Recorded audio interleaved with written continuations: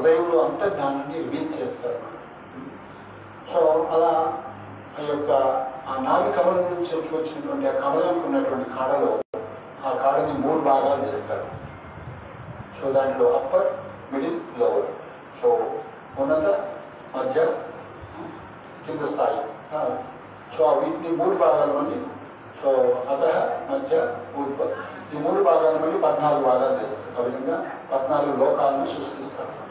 ఆ ఖండాన్ని మొదట 3 భాగాలుగా డివైడ్ చేసి ఉన్నత లోకాలు, మధ్య లోకాలు, అధో లోకాలుగా గుర్తించిన తర్వాత సో ఈ యొక్క వాటిలో 14 మళ్ళీ ఉన్నత లోకాల్లో 4, 3, 7గా ఉంటాయి.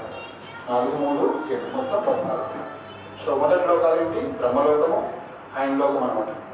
మహర్లోకము, జనలోకము, తపోలోకము 4. తర్వాత ఉన్నత లోకాల్లో స్వర్గలోకము, భువలోకము, భూలోకము మొత్తం 7 అయిపోయింది. నేను కూడా పై భూలోకం నుంచి పైన ఒక 6 అంటే మొత్తం 7 ఉన్నాయి. కింద ఇంకొక 7. సో ఏంటవి తెలియజేసుకుంటున్నాం చెప్తారు. అతల ఇతర సుతర మహాతర సో ఈ విధంగా 7లో కలిపింది లోవర్ ప్లాన్. సో మరి ఈ జీవులంతా మరి ఏడికి పోవాలంటే వాళ్ళ కర్మల ప్రకారం వాళ్ళకి ఒక రూపాన్ని ఇచ్చి వాళ్ళ కర్మను అనుభవించడానికి స్వర్గలోకాల్లో, ఉన్నత లోకాల్లో లేదా స్వర్గలోకాల్లో లేదా అదో లోకాల్లో ప్రవేశించారు. ఈ విధంగా బ్రహ్మ సృష్టి చేస్తారు. ఓకే, మనం ఏం చెప్పుకుంటున్నాం? మొదట పరీక్ష మహారాజు 4వ ప్రశ్న అడుగుతున్నాం, చెప్తున్నాం. ఏంటంటే మొదటిది అత్యంత సంక్షేమమైంది ఏంటి? ఈ లోకంలో మానవ మొదలైంది. రెండవది అన్ని శాస్త్రాల సారమేంటి? మూడవది భగవంతుడు దేవకీ పుత్రుడిగా ఎందుకు అవతరించాడు? 4వది భగవంతుడి యొక్క పురుషావతారాలు. సో ఆ విధంగా ఈ యొక్క పురుషావతారమైనటువంటి గర్భోత్సవ విష్ణువు పరమాత్మగా ఇంకా 14 లోకాలు జీవులు ఆయన యొక్క దృష్టిపాతం వల్ల ఈ ప్రకృతి ఏ విధంగా అయితే తండ్రి తల్లికి గర్భాన్ని ఇస్తాడో, శిశువుని ఇస్తాడో, ఆయన యొక్క దృష్టి ప్రభావం వల్ల కాలం ఇట్లయిపోయి సో జీవులందరినీ కూడా ప్రవేశపెట్టడం వల్ల ప్రకృతిలో ఈ జీవులను కూడా వస్తాయి. సో ఈ జీవులు బ్రహ్మదేవుడు ప్రతి ఒక్క రోజు పగలు 12 గంటలు అయిపోయిన తర్వాత మళ్ళీ ఆయన కూడా పడుకుంటాడు. కాబట్టి జీవులను ప్రళయం, తాత్కాలిక ప్రళయం వస్తుంది, తాక్షిక ప్రళయం అంటారు. సో 14 లోకాల్లో ఈ యొక్క 10 లోకాలు స్మాష్ అయిపోతాయి, ప్రళయం వస్తుంది. వాటరు, అగ్ని ఇవన్నీ కూడా స్మాష్ అయిపోయి ఏముంటారు. ఓకే, ఏ లోకాలు? కింద 7, పైన 3, భూ, భువ, స్వర్గలోకం. సో బ్రహ్మలోకం, మహర్లోకం, జనలోకం, తపోలోకం బ్రహ్మ యొక్క ప్రతిరోజు నాశనం కావాలన్నమాట. ఆ 4 శాశ్వతంగా ఉంటాయి, వాళ్ళు శాశ్వతంగా ఉంటారు. ఒక విధంగా బ్రహ్మ యొక్క ఒక పదం. కానీ బ్రహ్మ యొక్క 100 రోజులు అయిపోయిన తర్వాత ఆ 4 కూడా స్మాష్ అయిపోతాయి. సో ఆ విధంగా గర్భోదయ సాయి విష్ణువు నుంచి మళ్ళీ ప్రతి జీవి యొక్క హృదయంలోకి క్షీరోదయ సాయి విష్ణువుగా భగవంతుడు అవతరిస్తాడు. ఇవి 3 పురుషావతారాలు. సో కాబట్టి 4వ ప్రశ్న భగవంతుడి పురుషావతారాలు ఏంటి? సో 5వ ప్రశ్న భగవంతుడి యొక్క లీలావతారాలు ఏంటి? లీల అనేక లీలలు చేశారు భగవంతుడు. పురుషావతారాలు, లీలావతారాలు. భగవంతుడు దేవకీ పుత్రుడిగా నిర్మించాడు. అన్ని శాస్త్రాల సారమేంటి? అదేవిధంగా మానవ జీవితంలో అతి ఉత్తమమైనటువంటిది ఏంటి ఇబ్బంది అయింది. అయిపోయిన తర్వాత 6వ ప్రశ్న. సో 6వది ఏంటి? మరి భగవంతుడి లోకాన్ని వదిలిపెట్టిన తర్వాత ధర్మము, జ్ఞానము ఎవరిని ఆశ్రయించింది? ధర్మం ఎవరిని ఆశ్రయించింది అని అడుగుతారు. భగవంతుడు వెళ్ళిపోయిన తర్వాత ఈ లోకానికి ఏంటి ఆశ్రయం ఉంది అసలు? సో ఈ 6 ప్రశ్నలకు సమాధానమే ఒక శ్రీమద్ భాగవతం. శ్రీమద్ భాగవతంలో 18,000 శ్లోకాలు ఉంటాయి. ఈ 18,000 శ్లోకాలు బ్రహ్మదేవుడికి 4 శ్లోకాలు చెప్తాడు. మనకి విస్తరించి చెప్పడానికి వాటిని 18,000 శ్లోకాలుగా విస్తరించి చెప్తాడు. 4 శ్లోకాలు. సో బ్రహ్మ 4 ప్రశ్నలు వేస్తాడు భగవంతుడికి, భగవంతుడు వాటికి ఆన్సర్ చేస్తాడు అన్నమాట. సో అవి కొంచెం విస్తారంగా భాగవతం చెప్పుకోవడం. సో అయితే సో ఈ యొక్క భాగవతానికి ముందు శ్రీమద్ భగవద్గీత వాణి మన భారతదేశంలో ముఖ్యంగా తెలుగు వాళ్ళకి గణశాల వాడినటువంటి భగవద్గీత పెట్టుకుంటాం. సో అదేదో చనిపోయిన రోజు వేసుకునేటువంటిది కాదు. ఒక ఫ్రిడ్జ్ కొంటాం కదా, ఫ్రిడ్జ్ కొంటే ఒక మాన్యువల్ ఇస్తారు కదా. సో ఆ మాన్యువల్ చదవకుండా ఆపరేట్ చేసిన అది తిప్పేస్తే పాడైపోతుంది. అట్లనే మన మానవ జీవితాన్ని తయారు చేసి ఇచ్చిన తర్వాత భగవంతుడు మాన్యువల్ ఇచ్చినాడు. ఇది ఎట్లా ఆపరేట్ చేయాలి, ఇందులో అన్ని పెట్టున్నాయి. కానీ సరిగ్గా తెలియకుంటే కామము, క్రోధము, మోహము, మాత్సర్యము, లోహము గ్రహించి వేస్తాయి రకరకాల సమస్యలు. సో ఈ జీవితంలో ఎలా అసలు ఏంటి, ఎవరు తయారు చేశారు, ఎన్ని నుంచి వచ్చింది, ఏం పొందడానికి వచ్చిందని మానవ జీవితం వచ్చింది. సో మరి భగవద్గీతలో ఎన్ని శ్లోకాలు ఉంటాయి? ఈ భగవద్గీతలో 700 ఉంటాయి. శ్రీమద్ భాగవతంలో 18,000 శ్లోకాలు. ఓకే, ఈ భగవద్గీతలో 700 శ్లోకాలు ఉంటాయి. 700 శ్లోకాలని 18 అధ్యాయాలుగా విభజించారు. 18 అధ్యాయాలుగా, మొదటి 6 అధ్యాయాలు, మధ్య 6 అధ్యాయాలు, మళ్ళీ చివరి 6 అధ్యాయాలు. సో ఈ యొక్క భగవద్గీతలో 4 యోగాల గురించి చెప్పారు. యోగా అంటే ఏంటి? యోగా చేస్తారు మీరంతా? ఏమంటుంది? ప్రాణాయామం అంటారు. యోగా ఇది కూడా యోగాని గాలి పీల్చుకొని గాలి వదలటం. సో అట్లే ట్రిప్స్ కొడతా ఉంటారు కదా, డంబుల్స్ వాళ్ళంతా కూడా బాడీ బిల్డింగ్ చేస్తుంటారు. ఇది కూడా యోగాసనాలు కూడా రామదేవ్ మంచి యోగాసనాలు సూచించుకోవాలి. కాబట్టి ఇది శారీరకమైనది, కానీ ఇది మనకి ఆత్మకు సంబంధించిన విషయం.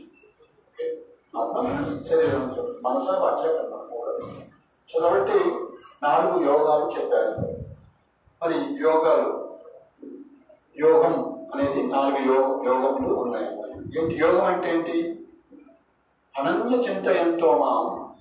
విన్నారు ఈ శ్లోకం? ఏ జనా పరిపాసతే తేషాం నిత్యాభియుక్తానం యోగం క్షేమం వహామి అహం. యోగం అంటే ఏంటి? యోగం నువ్వు చూసుకుంటాను కదా, క్షేమం చూసుకుంటాను. క్షేమం అంటే తెలుసా? క్షేమం అంటే ఏంటి? క్షేమం అంటే క్షేమంగా వెళ్ళండి అంటాం కదా. అంటే మంచిగా పోయండి, మంచిగా ఉండండి, ఇంటి మంచిగా శుభం జరుగుతారా క్షేమం. శ్రేయస్సు ప్రేయస్సు అని 2 ఉంటాయి. శ్రేయస్సు తెలుసు కదా? శ్రేయస్సు అంటే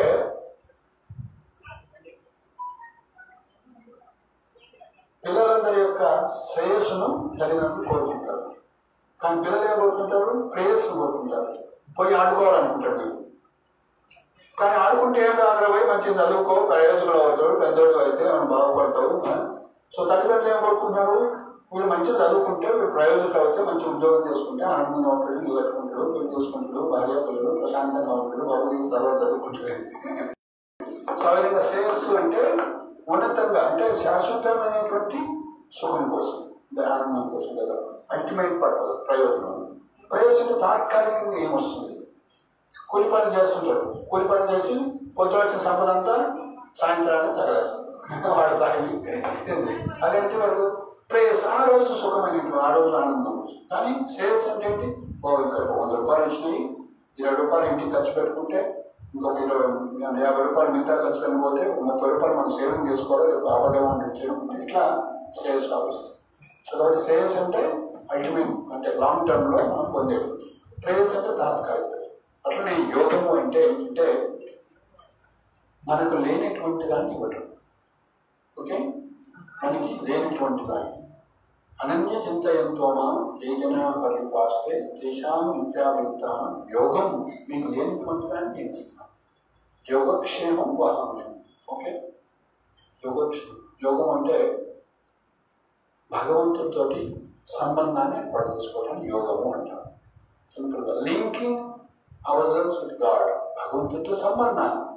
సో మీరందరూ గుళ్ళోకి వచ్చారు, సంబంధం ఉందా? మీకేమన్నా ఎంతో సంబంధం ఉందా వెంకటేశ్వర స్వామితో? ఉందా లేదా? ఉంది కాబట్టి ఉన్నాడు, కానీ ఏముందో మీకు తెలియదు. హనుమంతుడికి మాత్రం రావణాసురుడు ఎవరు మేలు అని అడుగుతాడు. ఏమని చెప్తాడు మరి హనుమంతుడు? రాముడి యొక్క దాసుని అని చెప్తాడు. రామదాసుని అని చెప్తాడు. సో నేను రాముడి యొక్క సేవకుడిని గట్టిగా చెప్తాను. సో మిమ్మల్ని చెప్తే మిమ్మల్ని అడిగితే మీరు అది లేదు చెప్పరు. వెంకటేశ్వర దాసుని, శ్రీనివాస దాసుని, గోవింద దాసుని మనం చెప్పాలి. మనకి ఆ రిలేషన్ లేదు, కానీ మాకుందన్నారు. మాకు అందుకే ఇప్పుడు పేరేమిస్తారు? దాస్ అని ఇస్తారు. ఎందుకంటే గోవింద దాస్, శ్రీనివాస్ దాస్ అట్లా పేరు ఇస్తారు. దాస్ అని అన్ని కట్ చేసి దాస్ అని ఇస్తారు. అఫ్ కోర్స్ మనం పిలిచేటప్పుడు భక్తుల్ని ప్రభు అంటాము, స్త్రీలనైతే మాతాజీ అంటాము, మాతాజీ అంటారు, పురుషులనైతే ప్రభు అంటారు. అందుకే మనకి ఇస్కాన్ లో ఈయన ఉన్నారు. ఈయన పేరేం పేరు? ఏసీ భక్తి వేదాంత స్వామి ప్రభు. ఆ ప్రభువులకి ప్రభు కాబట్టి ఈయన ప్రభు పాద అంటారు. అందరు ప్రభువులు కూడా పెద్ద ఆయన కాబట్టి ప్రభు పాద అంటారు. ప్రభువులోకి. ఇట్లాంటి చాలా మంది ప్రభువులు అందరూ కూడా పౌండరాచార్యస్ అని ప్రభుపాద్ అంటారు. ఓకే, ఆయన పేరు అభయ్ చరణ్, వాళ్ళ గురువు గారు ఇచ్చిన పేరు అభయ్ చరణ్. అభయ్ చరణ్ అయితే ఆయనకి 1947లో భక్తి వేదాంతాన్ని బిరుదిచ్చారు. ఏమిచ్చారు? భక్తిలో వేదాంతం అంటే భక్తిని, వేదాంతం యొక్క సారం ఏంటంటే భక్తి అని ఆయన ప్రూవ్ చేసి ఆ విధంగా మంచి సిద్ధాంతాన్ని చెప్పి ఎసెన్స్ భజగోవిందం భజగోవిందం భజగోవిందం అని శంకరాచార్య చెప్పినట్టు దీన్ని భక్తి వేదాంతాన్ని బిరుదిచ్చారు. అంటే భక్తిని ప్రజెంట్ చేస్తున్నాడు. ఎక్కడ తీసినా సరే, ఏం తీసుకున్నా సరే భక్తి ఎసెన్స్ అని ప్రజెంట్ చేశారు కాబట్టి సో భక్తి వేదాంతాన్ని బిరుదిచ్చారు. అభయ్ చరణ్ భక్తి వేదాంత స్వామి, తర్వాత సన్యాసం తీసుకున్నాడు కాబట్టి స్వామి, భక్తి వేదాంత స్వామి. సో ప్రభు అనే బదులు ప్రభుపాద్ అంటున్నారు. అంటే పౌండరాచార్య స్థాపించారు, ఆచార్యుడు కాబట్టి, గురువు కాబట్టి భక్తి వేదాంత స్వామి ప్రభుపాద్ అంటారు. సింపుల్ గా చెప్పాలంటే ప్రభుపాద్, భక్తి వేదాంత స్వామి ప్రభుపాద్ లేదా ప్రభుపాద్ అట్లాంటి. సో ఏసీ భక్తి వేదాంత స్వామి ప్రభుపాద్, ఏసీ అని కూడా వచ్చారు. సో కాబట్టి ఆ విధంగా శ్రీల ప్రభుపాదులు మనం భక్తుని ప్రభు అంటాము. సో ఎవరైనా సరే మనకి ఈ గ్రామంలో ఒక ప్రభుజీ ఉండేవాడు 4 సంవత్సరాల కింద. ఏమిటారు? సత్యనారాయణ గారి పేరు ఏమొచ్చింది? దీక్ష తీసుకున్న తర్వాత సత్య గోపీనాథ్ దాస్ అని ఇచ్చారు. కానీ మనం పిలిచేటప్పుడు సత్య గోపీనాథ్ ప్రభు అని పిలుస్తాం. అట్లా అట్లనే శ్యామ్ తులసి మాతాజీ పేరు కూడా ఇచ్చారు. శ్యామ్ తులసి దేవి దాస్ ఆ పేరు, దేవి దాసి మనం పిలిచాం. శ్యామ్ తులసి దేవి మాతాజీ అని అంటారు. సో అట్లా సో దాస్ దాసి అని పేరు ఇస్తారు. ఓకే, మనకి ఐడెంటిటీ ఏంటి? లింక్ అనమాట. భగవంతుడితోటి, భగవంతుడి యొక్క భక్తితోటి మనకు ఒక రిలేషన్ ఉంది. హనుమంతుడు ఉన్నది. సో హనుమంతుడు ఏమో రామదాసుని, నేను రాముడి యొక్క సేవ. సో అట్లా మనకి భగవంతుడికి 5 రకాల సంబంధాలు ఉంటాయి, 5 రకాల రిలేషన్స్ ఉంటాయి, 5 రకాల రసాలు ఉంటాయి. తెలుసా రసాలు ఏంటో? మామిడి రసాలు కాదు, భక్తి రసాలు. ఏంటవి? ఏంటవి? 5 రసాలు భక్తులు, 5 రసాలు భక్తిలో 5 రసాలు ఉన్నాయి. ఏంటవి? చెప్పండి, గెస్ చేయండి. రాముడు హనుమంతుడు ఏ రసంలో ఉన్నాడు భగవంతుడితోటి? ఇప్పుడే చెప్పినాం కదా, హనుమంతుడు దాస్య రసంలో ఉన్నాడు. ఏమంటాడు? నేను నీ దాసుని అంటాడు. నీ స్నేహితుడు అంటాడు. నేను నీ స్నేహితుని కాదు, కౌగిలించుకోండి హనుమంతుడు. నేను నీ కింకరుణ్ణి, దాసుని, దాసోస్మి, శ్రీరామ దాసోస్మి అంటే నేను నీ యొక్క సేవకుని అంటే, నేను నీ ఫ్రెండ్ని అంటు. కానీ అర్జునుడు భగవంతుడితో ఏ సంబంధంలో ఉన్నాడు? స్నేహితుడు. అర్థమైందా? దాసుడు కాదు, స్నేహితుడు, ఫ్రెండ్షిప్. వాళ్ళకి చెట్టా పట్ట వేసుకొని భగవంతుడే ఆయనకు దాసు అయింది. పాపం పాఠశాల నేను డ్రైవింగ్ చేస్తాను కూర్చొని పాపం ఆడ ఎమర్జెన్సీ ఉంది కాబట్టి భర్త వచ్చాక అంటారు. సో కాబట్టి దాస్యరసం, సాఖ్యరసం. రెండోది సాఖ్యరసం అంటే ఫ్రెండ్షిప్, సకుడు. ఇంకా ఏం రసాలు ఉంటాయి? నీకు కూడా ఓపెన్ చేసిన అందరూ చెప్పొచ్చు, ఇంక్లూడింగ్ పూజారి. హరే కృష్ణ, ప్రభుత్వ పేరు ఎనిబడి. ప్రేమరసం. ప్రేమరసం అంటే దగ్గరకు చెప్తారు కాబట్టి అది డైరెక్ట్ ప్రేమరసం అంటుంది. మూడోది వాత్సల్య రసం. ఏంటది? యశోదమాత ఏ రసంతో ఉంది? వాత్సల్యం. ఆవు దూడ ఏం రసంలో ఉంటుంది? వాత్సల్యం. వత్స అంటే పుత్రుడు. ఆవు దూడకే ఆ పేరు యాక్చువల్గా ఆవు నుంచి దీని నుంచే వచ్చింది. వాత్సల్య రసం అని. వాత్సల్య, వత్స అంటే పుత్రుడు. సో వాత్సల్య రసం. ఇంకా మాధుర్య రసం. ఐదోది మాధుర్య రసం. గోపికలు కృష్ణుకు ఉన్నటువంటి రసాన్ని ఏమంటారు? మాధుర్య రసం. అఫ్ కోర్స్ యశోదమాత కూడా గోపికే, కానీ ఆ యొక్క వాత్సల్య భావంలో ఉన్నమాట. మిగతా గోపికలు ఉన్నప్పుడు కూడా చిన్న గోపికలు ఉంటారు. సో ఆ విధంగా దాస్య, సాఖ్య, వాత్సల్య, మాధుర్య అని చెప్పుకున్నాం. అన్నిటికన్నా ముందు శాంతరసం అని ఉంటారు. శాంతరసం అంటే ఇప్పుడు చెట్టు, ఆవులు ఇవన్నీ కూడా శాంతరసంలో భగవంతుడితో సంబంధాన్ని కలిగి సేవన చేస్తూ ఉంటారు. శాంతరసం. తర్వాత దానికన్నా ఉన్నతమైన రసం దాస్యరసం, దానికన్నా ఉన్నతమైన రసం సాఖ్యరసం, దానికన్నా ఉన్నతమైన రసం వాత్సల్య రసం, దానికన్నా ఉన్నతమైంది మాధుర్య రసం. మాధుర్య అంటే ప్రేమ రసం. మాధుర్యం. ఓకే, ఈ మాధుర్య రసంలో 2. కృష్ణుడు బృందావనంలో గోపికలతో ఉన్నటువంటి సంబంధం, ద్వారకలో ఉన్నటువంటి క్వీనులతో, రాణులతో ఉన్నటువంటి సంబంధం, అదే వైకుంఠంలో అయితే లక్ష్మీదేవులతో, లక్ష్మణులతో ఉన్నటువంటి సంబంధం. ఇవన్నీ కూడా మాధుర్య రసంలో. ఓకే, అదేవిధంగా వాత్సల్య రసం అంటే కృష్ణుడు దేవకి వసుదేవులతో, అదేవిధంగా నంద యశోదలతో, రాముడు దశరథ మహారాజు కౌశల్య వీళ్ళతో చాలా వివిధ అవతారాలు. సో పుత్ర వాత్సల్య. సో ఈ విధంగా 5 రకాలు: శాంతదాస్య సాఖ్య వాత్సల్య మాధుర్యం 5 రకాల సంబంధాలు. సో ఇక్కడ అర్జునుడికి భగవద్గీత చెప్తారన్నమాట. భగవద్గీత 700 శ్లోకాలు ఉంటాయని చెప్తున్నాము. మొదటి 6 అధ్యాయాలు ఉన్నటువంటి యోగం పేరు ఏంటంటే కర్మయోగం. ఏంటది? కర్మయోగం. తర్వాత మధ్యలో ఉన్నటువంటి 6 అధ్యాయాలని ఏమంటారు? మధ్యలో ఫస్ట్ మొదటి 6 అధ్యాయాలు అయిపోయినాయి. తర్వాత 7 నుంచి 13, 12 వరకు మధ్యలో 6 అధ్యాయాలు ఏమంటే భక్తి యోగం. అసలేం చెప్పట్లే. సో తర్వాత 13 నుంచి 18 వరకు లాస్ట్ 6 అధ్యాయాలు అంటే వాటిని ఏమంటారు? జ్ఞాన యోగం అంటే. భక్తిని మధ్యలో మీకు బంగారం వెంగించామనుకోండి, గోల్డ్ చైన్ ఏం చేస్తాం? చైన్ పెట్టి ఒక పేపర్ చుట్టి, ఒక కలర్ పేపర్ చుట్టి, దానికి ఇంకొక కలర్ పేపర్ చుట్టి, తర్వాత న్యూస్ పేపర్ చుట్టి, తర్వాత ఇంకోటి చుట్టి. సో అట్లా మధ్యలో భక్తిని మధ్యలో పెట్టింది. సో అటు సైడ్ ఇటు సైడ్ ఏం రక్షణ చేస్తున్నాయి? కర్మయోగము, జ్ఞానయోగం పెట్టారు. ఓకే. సో మొత్తం 3 యోగాలు స్పష్టంగా ఉంటాయి. 4వది కూడా ఉంది.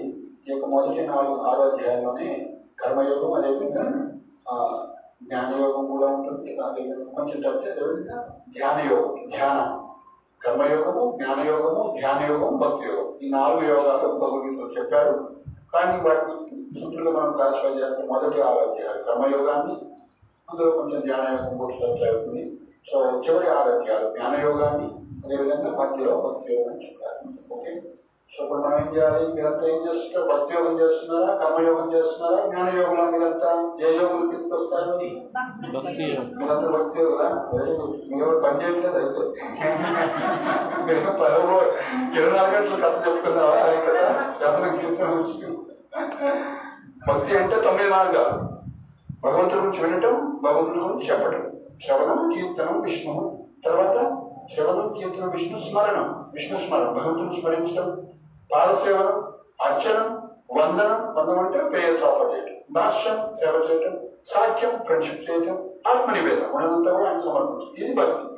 మరి మీరంతా పొద్దున్న ఏం చేస్తున్నారు? పొద్దున్న నుంచి లేకుంటే ఆఫీస్కి పోతున్నారా? ఇంకోటి పని చేస్తున్నారు, అన్ని చేస్తున్నారు. కాబట్టి మీరందరూ దేని కిందకి వస్తారు? కర్మయోగం చేస్తున్నారా, జ్ఞానయోగం? జ్ఞానయోగం అంటే అన్ని రోజులు పెట్టి ఆ తపస్సు చేసుకుంటా కూర్చొని అట్లా ఉంటారు. సో జ్ఞానయోగంలో, అదేవిధంగా ధ్యానయోగంలో 8 అంగాలు ఉంటాయి. యమ, నియమ, ఆసన, ప్రాణాయామ, ప్రత్యాహార, ధ్యాన, ధారణ, సమాధి అని 8 స్థాయిలు ఉంటాయి అన్నమాట ధ్యానయోగం. జ్ఞానయోగంలో కూడా అవే టచ్ అవుతాయి. ఓకే. జ్ఞానయోగం. సో జ్ఞానయోగంలో ఈ జ్ఞానయోగము, ధ్యానయోగం ఇవన్నీ కూడా పాటించడం వల్ల మనం ప్యూరిఫై అవుతూ ఉంటాం, శుద్ధి పడుతూ ఉంటాం. ఓకే. కర్మయోగం ద్వారా కూడా మనం శుద్ధి అవుతూ ఉంటాం. తెలియదు చేసుకోవాలి తెలుసా? మీ అందరికీ పెళ్ళి ఎందుకు చేసుకోవాలో తెలుసా? పెళ్ళి ఎందుకు చేస్తారో తెలుసా? ఎందుకు చేస్తారు? నామకరణం చేస్తారు కదా, పెళ్లి చేస్తారు, ఉపనయనం ఇస్తారు, విద్యారంభం అని, నామకరణం అని, వివాహము ఇట్లా ఉంటాయి కదా. వీటన్నిటిని ఏమంటారు? సంస్కారాలు. ఒక వ్యక్తి జన్మించిన తర్వాత ఫస్ట్ శిరోమండలం గుడి కొట్టేయటం కదా, పుట్టెంటుకు తీస్తారు. శిరోమండలం, కర్ణవేదం, విద్యారంభం, ఇలా అన్నప్రాసన తర్వాత ఇట్లా విద్యారంభం తర్వాత. సో ఇట్లా 16 సంస్కారాలు ఉంటాయి. అందులో వివాహ సంస్కారం ఉంటుంది. సో మనం శుద్ధి పొందటం కోసం, ప్యూరిఫై కావటం కోసం ఇన్ని సంస్కారాలు.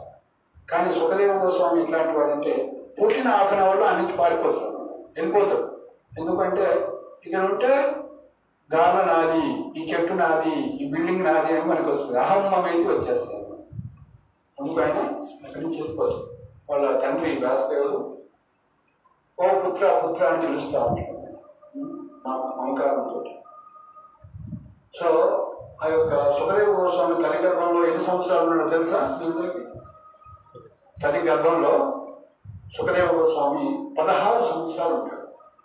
16 సంవత్సరాలు ఉంటే తనకి ఎంత బాగా అనిపిస్తుంది పాపం. సో వ్యాసదేవుడు మొదలుపెట్టుకుంటాడు. 9 నెలలు అయిపోయింది, 10 నెలలు అయిపోయింది, 15 నెలలు అయిపోయింది, 2 సంవత్సరాలు అయిపోయింది, 15 సంవత్సరాలు అయిపోయింది, ఈయన ఇంకా బయటకు రావట్లేదు. ఏం చేయాలంటే మరి కృష్ణుడి దగ్గర పోయి వినిపించుకుంటాడు. సో అప్పుడు కృష్ణుడు వచ్చి చెప్తాడు, సుఖదేవుడు నువ్వు బయటకు రావాలి. నేను బయటకు రాను స్వామి, అంత మాయాలోకం, మాయ అని పట్టుకుంటున్నాను. ఇది మాయాలోకం, మాయ ఆవరిస్తాడు. లేదు నేను నీకు అభయం ఇస్తున్నా, నీకు మాయం పట్టుకోదు. కాబట్టి అంత మహాభక్తులు అనమాట. అది గర్భంలో దాక్కోడు ఉన్నాడు. సో పరీక్ష ప్రహ్లాద్ మహారాజేమో తల్లి గర్భంలో భక్తులే బయటకు వచ్చిండు. ఈయన కూడా తల్లి గర్భంలో రాకముందే భక్తులు అనమాట. ఆయన తెలుసు ఇదంతా మాయలో. కానీ మనం అనుకుంటాం నన్ను ఏం మాయ పట్టుకోవడం, నేను మొత్తం అసలు వెంకటేశ్వర స్వామి ఎవరితో నేను తిరుగుతూ ఉంటాను, నేను ఎవరు పట్టుకొని బజారు ఉంటా తిరుగుతూ ఉంటాను. సో మాయ చాలా పవర్ఫుల్. దైవీ హేష గుణమయ్యి మమ మాయ దురత్యయ, నా మాయను ఎవరు జయించలేడు అని భగవంతుడు. దైవీ హేష గుణమయ్యి మమ మాయ దురత్యయ. మరి ఎట్లయ్యా నీ మాయను దాటేది? అసలు మాయ అంటే ఏంటి? ఈ త్రిగుణాలనే మాయ అంటారు. గుణమయ్యి 3 గుణాలతో ఉన్నటువంటి. ఏం గుణాలు ఉంటాయి? కామ, క్రోధం, గుణం, ఇంకా రజోగుణం, తమోగుణం. దైవీ హేష గుణమయ్యి అంటే ఈ 3 గుణాలు, సత్వ రజో తమో గుణాలు. మన సత్వగుణంలో ఉంటాం. ఇప్పుడు మీరంతా సత్వగుణంలో ఉన్నారు కాబట్టి ఇక్కడికి వచ్చి పెట్టున్నారు. రజోగుణంలో ఏం చేస్తున్నాడు? వచ్చినాయా, డబ్బులు వచ్చినాయా, 100 వచ్చినాయా, ఏం కొట్ట వస్తుందా, ఏం వస్తుందని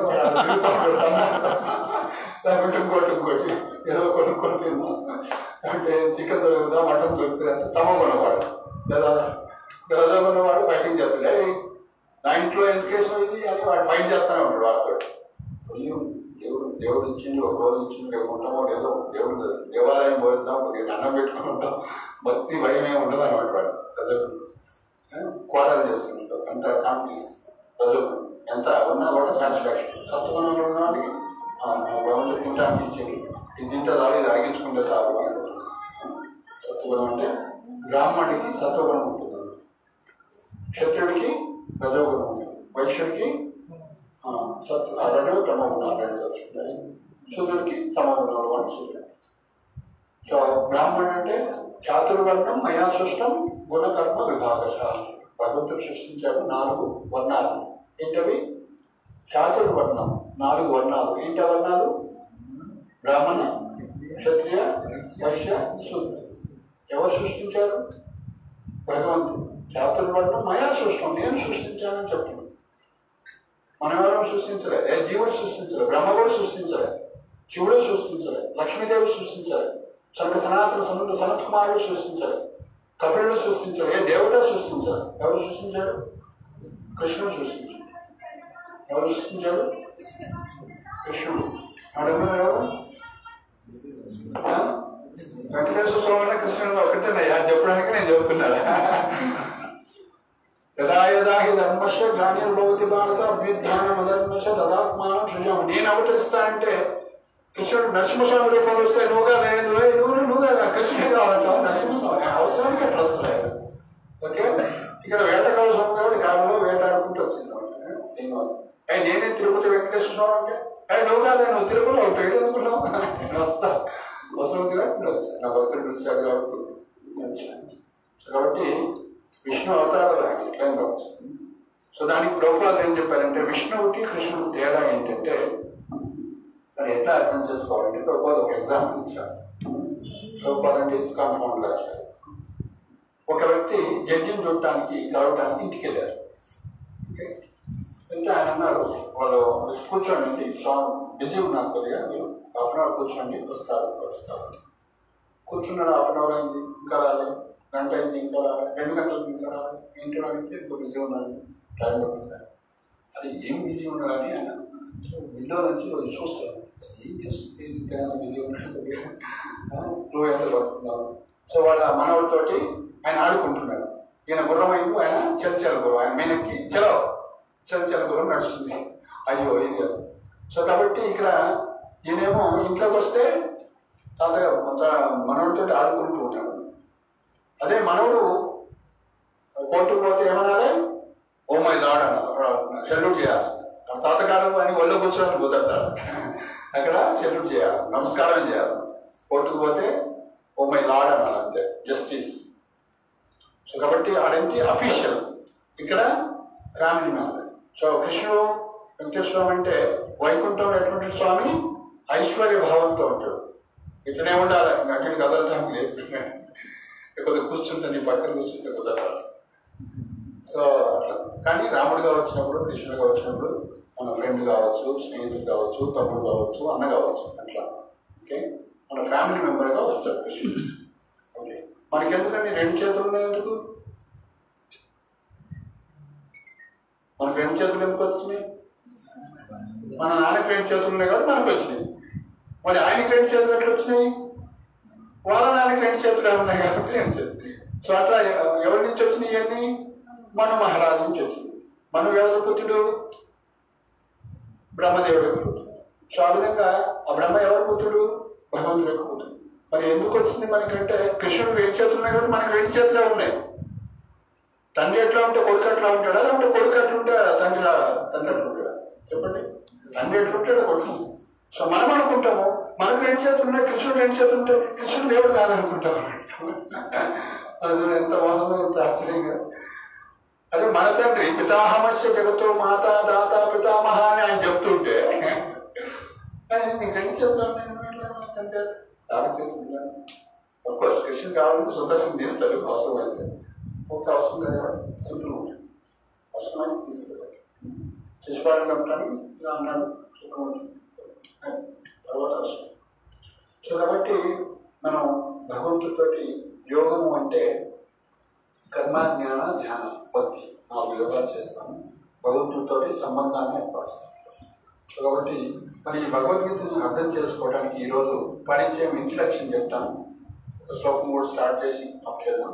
సో ఆ విధంగా మనం నెక్స్ట్ టైం ఏంటంటే రోజుకు ఒక శ్లోకం కాకుండా థీమాటిక్గా ఒక 5-10 శ్లోకాలు ఎంత అయితే అంత ఒక గంట చెప్పుకుంటూ పోవాలి. ఏం చెప్తున్నారు అక్కడ కాన్సెప్ట్ ఏంటంటే ముందుకు వెళ్తుంటే మనకు 1 yearలో సో దీన్ని కంప్లీట్ చేద్దాం. 700 శ్లోకాలు ఉంటాయి అంటే రోజు 2 చెప్పాలి. మనం రోజు రావట్లేదు కదా, వారానికి ఒకసారి ఇక్కడ క్లాస్ చెప్తున్నాం కాబట్టి అంటే వారానికి ఒక 10 శ్లోకాలు అయితే ఈజీగా మనం గెస్ట్ చేయొచ్చు. మధ్యలో ఏమైనా వారం అయిపోయింది అంటే థీమాటిక్గా చెప్తాం. సో మనకి ఇస్కాన్లో ఈ యొక్క ఆన్లైన్ కోర్సెస్ అని వచ్చాయి. 18 రోజుల్లో 18 అధ్యాయాలు చెప్పేస్తున్నారు కదా. చాలా మనం కనీసం ఉన్నటువంటి 365 రోజుల్లో ఎన్ని వారాలు వస్తాయి? శనివారాలు 48 వారాలు వస్తాయి. సరే 40 క్లాసులు అనుకోండి మనం సో 40-45 క్లాసుల్లో మనం భగవద్గీతని కంప్లీట్ చేయాలి. అంటే ఒక్కొక్క చాప్టర్కి ఎన్ని రోజులు వస్తుంది? 3 5 15. ఒక్కొక్క 45 క్లాసెస్ మనకు ఉన్నాయి. 18 చాప్టర్స్ కావాలి. 18 3 ఎంత? 36. 18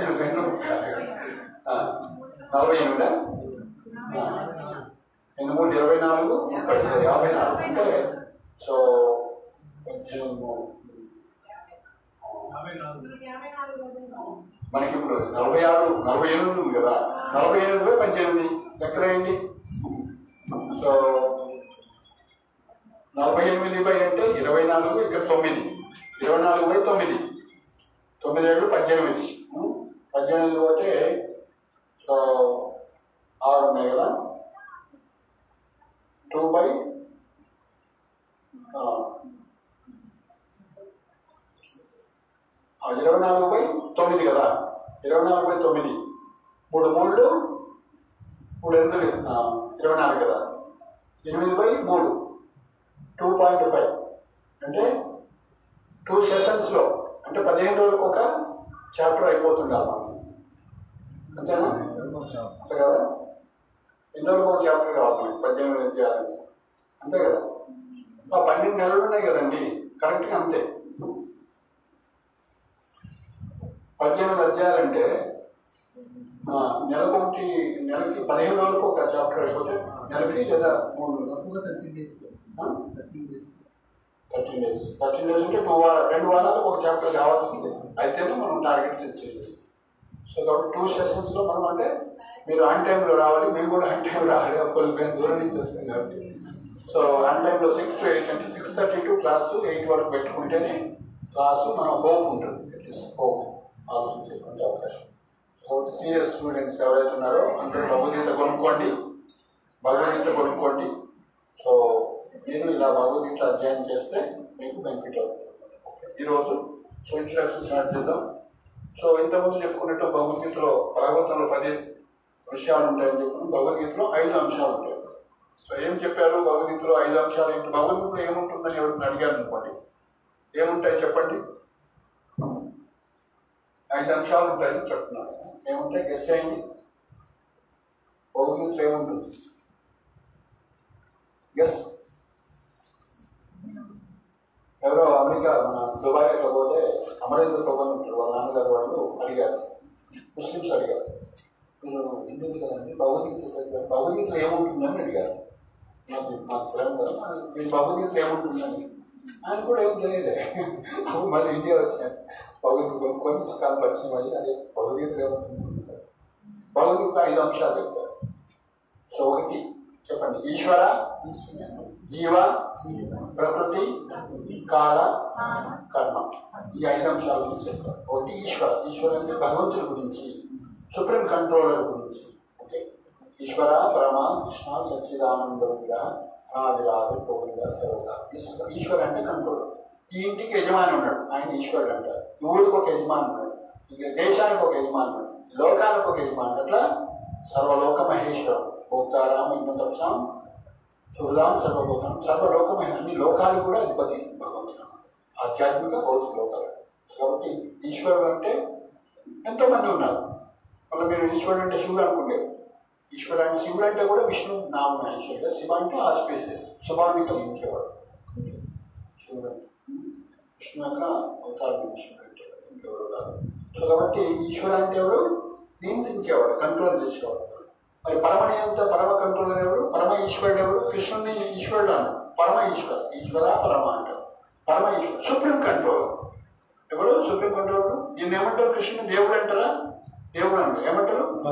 దేవదేవుడు అంటారు. భగవంతుడు దేవదేవుడు. ఏంటి? దేవదేవుడు. దేవతలు కూడా దేవుడు, దేవదేవుడు అంటారు. ఎన్ని పదాలను కూడా ఇస్తామని అనిపిస్తాయన్నమాట. సో కాబట్టి ఈశ్వర భగవంతుడి గురించి ఉంటుంది ఇందులో. కృష్ణుడి గురించి లేదా భగవంతుడి గురించి ఉంటుంది, విష్ణు గురించి లేదా భగవంతుడి గురించి ఉంటుంది. రెండవది జీవ. జీవ అంటే మనం జీవులు అన్నమాట. ఎన్ని రకాల జీవులు ఉంటాయి? 84 లక్షలు, 84 lakhs of species of life. So ఏంటో తెలుసా అవి? 24 లక్షలు. రేపు రాసుకోమంటారా? రాసుకోకి లిస్ట్. మహాభారతం చెప్పారు మన శాస్త్రాలు. జలజాన వలక్ష అని, జలంలో 9 లక్షల వెరైటీస్ ఉంటాయి. స్థావర లక్షణం, భూమి మీద కదలకుండా ఉన్నట్టు వాటిని ఏమంటారు?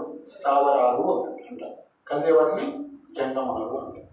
స్థావర లక్షణం అంటే 20 లక్షల స్థావరాలు ఉన్నాయంట. రుద్రయో క్రిమి సంఖ్యాక, క్రిమియో రుద్ర సంఖ్యాక. క్రిములు 11 లక్షలట. రుద్ర సంఖ్యాక అంటే 11 లక్షలు. ఓకే. పక్షినాం 10 లక్షణం. ఏంటది? పక్షినాం 10 లక్షణం. పక్షులు 10 lakhs వెరైటీస్, 10 లక్షలు. సో కాబట్టి ఇప్పుడు ఏమైంది? మొత్తం 9 + 20, 29 + 11, 40 + 10, ఎన్ని? 50 లక్షలు అయిపోయింది. ఓకే. సో ఇంకా 30 లక్షలు జంతువులు, రకరకాల జంతువులు. 60 లక్షాన్ని జంతువ, 30 లక్షలు జంతువులు. సో 80 అయిపోయింది. ఇంకా 4 లక్షాన్ని మానవుడు 4 లక్షలు పడ్డాయి. కాబట్టి ఈ 80 లక్షల్లో 80 లక్షలు ఎవరు మాట్లాడండి? ఒక 4 లక్షల వాళ్ళే మాట్లాడతారు. కాబట్టి మానవ జన్మాన్ని ఎంతో ఉన్నతమైనటువంటి జన్మ. ఓకే. అందుకే ప్రహ్లాదుడు అంటాడు, దుర్లభం మానవ దేహో అంటాడు. కౌమారం ఆచర్య ప్రజ్ఞో ధర్మాన్ భాగవతనయ దుర్లభం మానుష జన్మ తదపి అద్భుతం అద్భుతం. కౌమారం ఆచర్య ప్రజ్ఞం, బుద్ధిమంతులు చిన్నప్పటి నుంచే భాగవత ధర్మాన్ని భక్తి చేయాలియా. కౌమారం ఆచర్య ప్రజ్ఞం ధర్మాన్ భాగవతాన్ని, ఈ యొక్క భాగవత ధర్మాన్ని ఆచరించాలి. ఎందుకు? దుర్లభం మానవ జన్మ. మానవ జన్మ వచ్చింది మనకి. 80 లక్షల యోనుల్లో మనం ఏ జీవి మాట్లాడుతుంది? 80 లక్షల వెరైటీస్ ఏం మాట్లాడుతుంది? ఈ 4 లక్షలు మాట్లాడుతుంది. దుర్లభం మనుషులను తదపి అధ్రువం. అటు టెంపరీ. ఆయన 99 వచ్చినాక నేను పోతానని ఉంటుందా గ్యారంటీ ఉంది. కాబట్టి అధ్రువం టెంపరీ. తెల్లవారి శరీరం మనం లేస్తామో లేదో తెలియదు. లేస్తామా? గ్యారంటీయా? ఏమన్నా ఇస్తారా? స్వామి గ్యారంటీ ఇస్తే మనం గ్యారంటీ లేస్తాం. స్వామి హెల్ప్ చేస్తే మనం లేస్తాం. స్వామి వెళ్ళిపోయింది అనుకోండి మనలో నుంచి, మనం అంటే మనం కూడా బాగుంటాం కదా. సో కాబట్టి అద్రువం అద్భుతం, వెరీ వెరీ మీనింగ్ఫుల్. ఎవరైనా లేట్ అయితే ప్రసాదం తీసుకుంటారో తీసుకోండి. ఇది కూడా ప్రసాదమే, అది కూడా ప్రసాదం. ఇది ఆత్మకి ఆహారం, అదేం శరీరానికి ఆహారం. సో తదుపరి అద్భుతం అద్భుతం, very very meaningful. Human life అంటే వెరీ వెరీ మీనింగ్ఫుల్. అంటే మనం ఏదైనా సాధించవచ్చు మానవులు. అంటే ఏం సాధించాలి మరి? మానవులు వస్తే జీవుడు 80 లక్షలు, జీవులు 84 లక్షలు, మనకి మానవులు వస్తుంది. ఏం సాధించాలి మనం? What the goal of life? ఆయన అడిగిన పరీక్ష మన సోదయ కోసం అత్యున్నతమైనది ఏంటి, పొందదగింది ఏంటి ఈ లోకంలో, అత్యంత శ్రేయస్కరమైనటువంటిది, క్షేమకరమైనది ఏంటి ఈ లోకంలో అని మీరు మోక్షం అని చెప్పారు కాదు. స్వామిని అడగండి. భక్తి అనాలి. ఏమన్నది? ప్రేమ, భక్తి, అది భక్తి యోగం అన్నమాట. ఓకే. సో కాబట్టి మోక్షం అనేది చతుర్విధ పురుషార్థాలు అంటారు. ధర్మ, అర్థ, కామ, మోక్ష, ఈ చతుర్విధ పురుషార్థం. భక్తి అనేది పంచమ పురుషార్థం. భక్తి చేస్తే ఆటోమేటిక్గా ధర్మము, అర్థము, కామము, మోక్షం ఆటోమేటిక్గా. మోక్షాన్ని మనం కోరుకోవాల్సిన అవసరం లేదు. సో మాకు మోక్షం ఇస్తామంటే మాకు మోక్షం వద్దు. ఏంటి మోక్షం అంటే? భగవంతుడు లాంటి రూపం వస్తుంది, లేదా భగవంతుడు లాంటి ఐశ్వర్యం వస్తుంది, లేదా భగవంతుడు లోకానికి వెళ్ళవచ్చు. నాలుగోది భగవంతుడు లాంటి భగవంతుడి తోటి ఉండొచ్చు. కానీ నీకు ఏ సేవ అయ్యాడు, నీ పక్కన పెట్టుకుంటే ఏమి ఇయ్యాడు, చిల్లిగా మూడిచే సేవ కూడా లేదు. నీకు అది ఎట్లాంటి కావాలా? అంతే ఐశ్వర్యం ఇస్తాడు భగవంతుడు. ఎంత ఐశ్వర్యంతో నీకు అంతే ఐశ్వర్యం ఇస్తాడు, కానీ ఇంత సేవ అయ్యాడు. సో కాబట్టి మన సేవనం వినా గ్రహ్యమానం దీయమానం నా గ్రహ్యంతి అంటాడు. నా భక్తులు నా సేవను తప్ప, నా సేవ లేకుంటే అసలు మోక్షాన్ని ఇచ్చినా తీసుకోవడం అంటాడు. సో సాలోక్య, సామీప్య, శాస్త్రి, సాయుధ్య అని 5 రకాల ముక్తులు ఉంటాయన్నమాట. సాయుధ్య అంటే భగవంతుల్లో లీనం కావటం అంటారు. వైష్ణవుడు దాన్ని కోరుకోలేదు, దాన్ని కన్సిడర్ చేయడు. సో తర్వాత సాలోక్య, ఆయన లోకానికి పోవటం. సామీప్య, దగ్గర పోవటం. శాస్త్రి, ఆయన లాంటి సంపదం కలిగి ఉండటం. సారూప్య అంటే ఆయన లాంటి రూపం కలిగి ఉండటం. ఓకే. సో కాబట్టి ఆయన ఒక సేవ లేకుండా భక్తులు ఎప్పుడు ఆయన కోరుకోలేదు.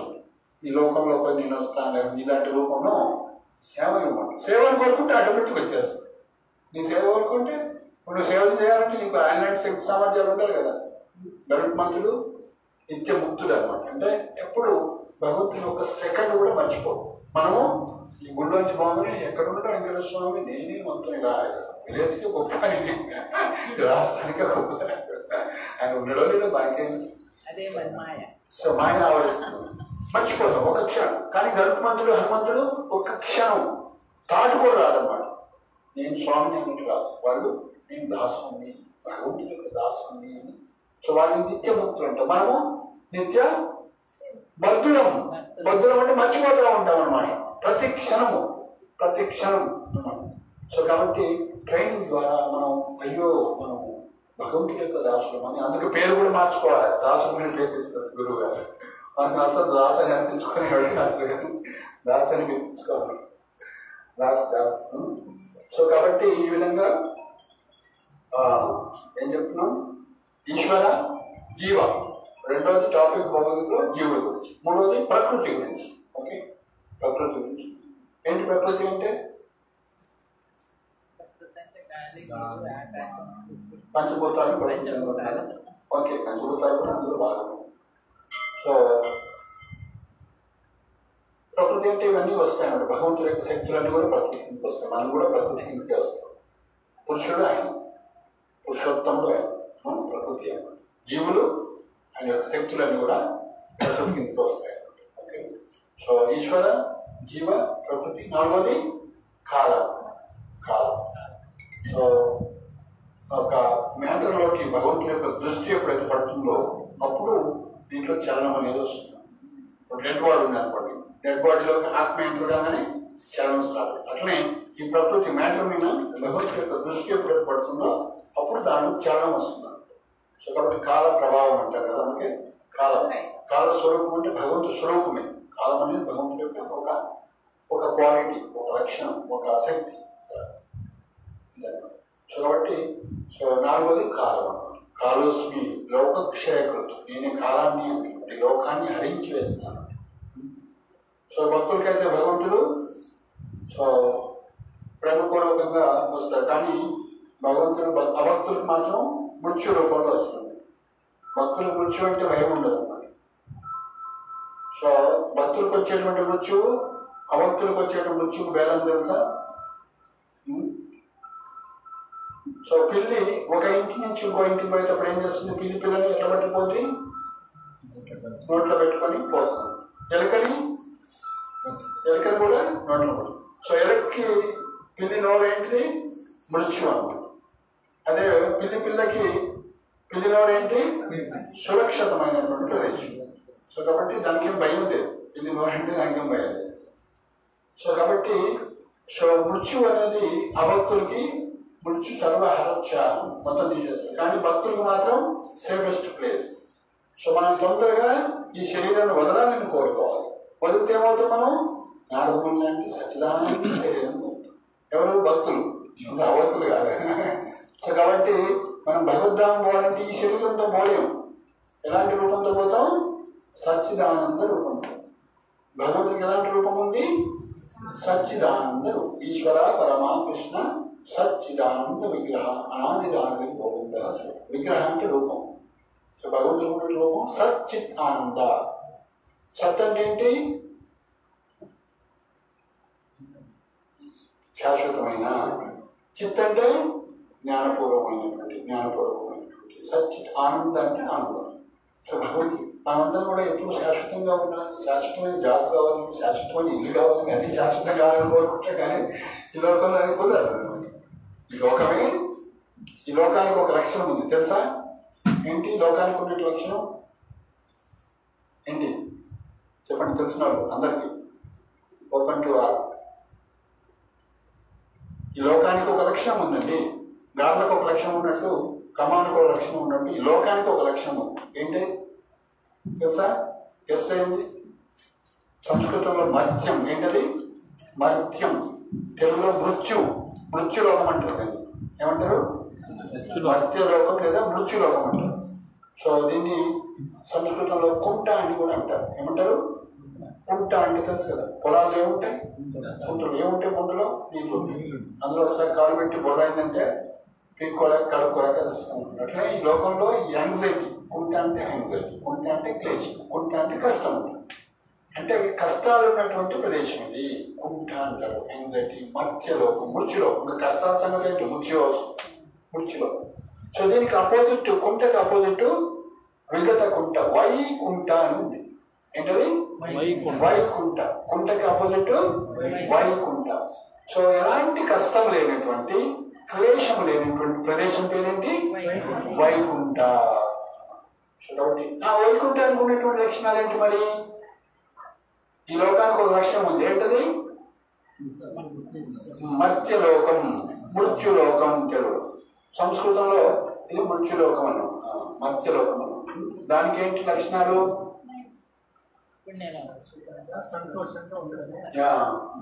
ఈ మత్స్యం అయితే అది అమర్త్యం. అమృతం. ఏంటది? అమృతం. వైకుంఠానికి ఉన్నటువంటి మొదటి లక్షణం ఏంటి? అమృతం. అక్కడ ముఖ్యమే ఉంటుంది. అమృతమైన అమృతం. రెండోది, ఈ లోకంలో ఎప్పుడు మనకి ఎప్పుడు ఏముంటుంది? పదం విపదం. భయం. క్షణం ప్రతి అడుగున భయం. ఏమైనా భయం లేకుండా ఉన్నారా? భయం. కంసుడికి భయం. పాపం 24 గంటలు కృష్ణుడు అంటే భయం. నిద్రలో కూడా కృష్ణుడు ఎప్పుడు కృష్ణుడు వస్తుందా? సో అయినా కానీ పేదలు భక్తి లేదు. అది కూడా భక్తి కానీ భక్తి అంటారు. సో ద్వేషంతో కృష్ణుని స్మరిస్తుంది. మనం ఏం చేయాలి? ప్రేమతోటి స్మరించాలి. అంతే తేడా.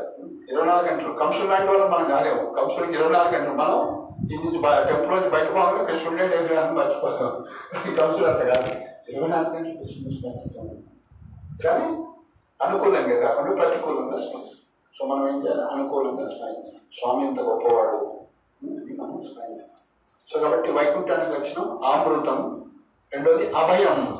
రెండోది ఏంటి? అభయం. వైకుంఠానికి ఉన్నటువంటి లక్షణం అభయం, అమృతం, అభయం. మూడోది క్షేమం.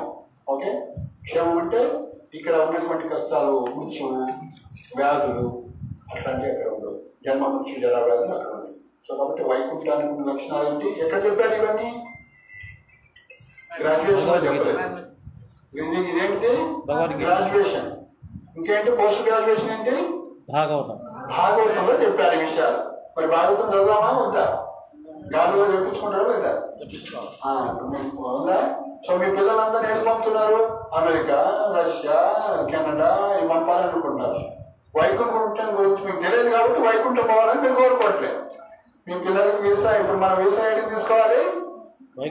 అమెరికాగా వైకుంఠానికా? ఇదంతా మృత్యులోకమే. అమెరికా అన్నా, ఆస్ట్రేలియా అన్నా అంతా మృత్యులోకమే. భూలోకం అంటేనే మృత్యులోకం. 14 లోకాలు మృత్యు. ఆ బ్రహ్మ భువనాల్లోకి పునరావృత్తున్నారు. స్వర్గం పోయిన, బ్రహ్మలోకం పోయిన, మహాలోకం, జనలోకం, సర్వలోకం, స్వర్గలోకం, భూలోకం, భూలోకం ఏడున్నా, అదరవితరస్తులు ఏడున్నా సరే ఎన్ని మృత్యులోకం 14 లోకాలు ఒక యూనివర్స్ బ్రహ్మాండమే పోతుంది. కాబట్టి మనం పోవాల్సిన దగ్గరికి వీసా ఎక్కడ తెచ్చుకోవాలి? వైకుంఠం ఎవరు ఇస్తారు? వీసా ఎవరు ఇస్తారు?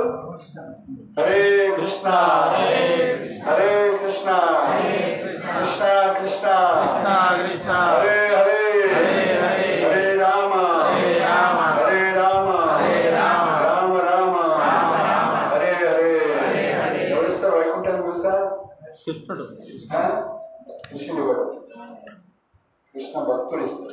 ఎవరు ఇస్తారు? కృష్ణ భక్తులు. హనుమంతుడు ఇస్తారు కానీ రాముడు ఆయన ఇచ్చారు కానీ ఆయన భక్తుడు ద్వారా ఇప్పిస్తాడు. ఆయన ఎప్పుడు ఇవ్వడు, గురువు ఇస్తాడు అన్నమాట. అర్థమైందా? ధ్రువరాజు నాకు నా తండ్రి నన్ను ఇన్సల్ట్ చేశాడు, తొడని కూర్చుంటే లాగేశాడు, నా పిన్ని లాగేసింది అనేసి నా తండ్రి కన్నా గొప్ప రాజ్యం కావాలని పోయి తపం చేయడానికి పోతే భగవంతుని ఎవరిని పంపించారు? గురువుని పంపించారు. నారదముని పంపించారు. భగవంతుడు రాడు, అవసరమైనప్పుడు వస్తాడు, ఆయన వచ్చేటప్పుడు వస్తాడు. సో కానీ ఫస్ట్ గురువు అని. సో కాబట్టి భగవంతుడి యొక్క కృప ఎలా వస్తుంది? గురువు ద్వారా వస్తుంది. సో కాబట్టి మీరు ఎవరు పట్టుకోవాలి? మీకు వీసా కావాలంటే గురువుని పట్టుకోవాలి. అసలు గురువు అంటే ఎవరు? ప్రభుపాద అన్నమాట, శ్రీల ప్రభుపాద. ఏం చెప్పేశారు? ఎవరైతే హరే కృష్ణ హరే కృష్ణ హరే కృష్ణ హరే కృష్ణ కృష్ణ కృష్ణ కృష్ణ హరే హరే హరే హరే హరే రామ హరే రామ రామ రామ రామ రామ హరే హరే హరే హరే. మన ప్రయాగలో మన కుంభమేళ జరిగినప్పుడు శ్రీల ప్రభుపాదకు ఒక బిరుదు ఇచ్చారు. ఏంటది? విశ్వ గురువు అని ఇచ్చారు. ఆయన గురువే ఆల్రెడీ. ఎవరు చెప్పింది ఈ భక్తి అంతా? ఈ విశ్వంలో అన్ని చోట్ల చెప్పిండు. ఎవరైతే హరే కృష్ణ చేస్తారో వాళ్ళందరినీ నేను గోలోకం తీసుకెళ్తాను, వైకుంఠం తీసుకెళ్తాను అని డిక్లేర్ చేసింది. రెండు గంటలు ఎవరైతే హరే కృష్ణ చేస్తారో, 16 రౌండ్లు జపం చేస్తారో, అక్కడ నియమాలు పాటించి దీక్ష తీసుకుంటారో వాళ్ళందరినీ వైకుంఠం తీసుకెళ్ళాలని డిక్లేర్ చేసింది. అందుకే విశ్వాన్ని మొత్తం ప్రపంచంలో అందరికీ బోధించారు కాబట్టి విశ్వగురు అని అన్నారు. జగద్గురు అని, జగద్గురు అంటారు, అట్లే విశ్వగురు అని బిరుదిచ్చారు. విశ్వగురు జగద్గురు. సో కాబట్టి సో ఈ విధంగా మనము ఏం చెప్పుకున్నాం? 5 విషయాలు చెప్పుకున్నాం. ఈశ్వర, జీవ, 3 ప్రకృతి, 4 కాలం, 5 ఏంటి? కర్మ. చదివారు భగవద్గీత ఆల్రెడీ? చేశారు కదా?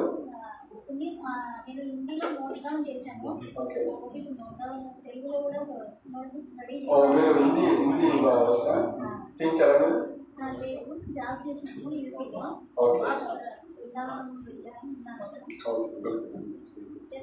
సో హైమాత్ గారు అన్ని తెలుసు. అయితే మనం జాగ్రత్తగా ఉండాలి.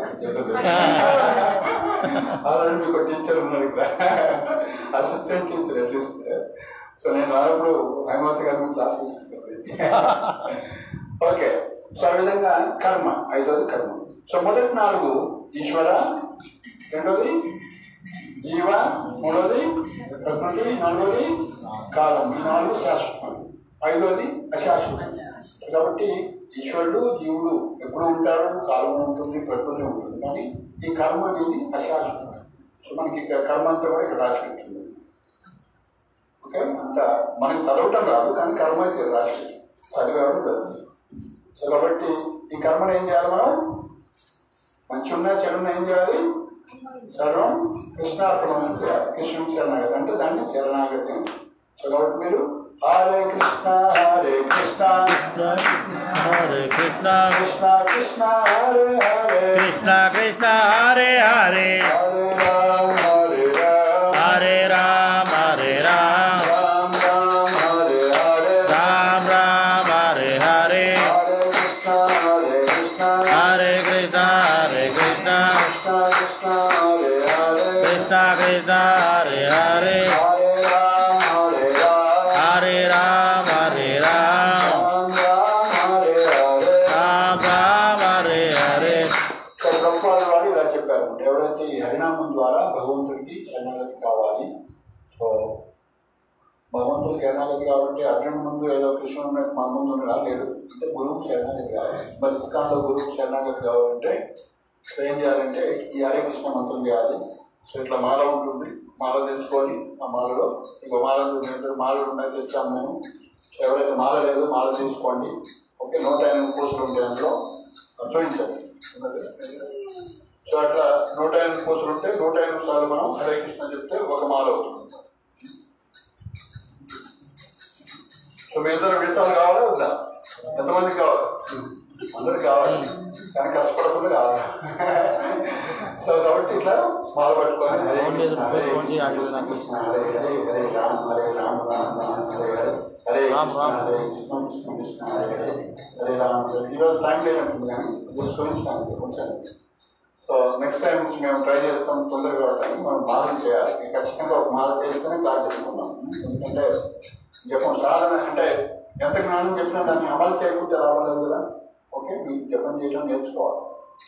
సో సిగ్గు బిడియం ఇవన్నీ వదిలిపెట్టేసి మీరు ఎల్కేజీ స్టూడెంట్ తర్వాత మేము డిగ్రీ గ్రాడ్యుయేషన్గా తయారు చేయాలంటే మీరు సాధన బాగా చేయాలి.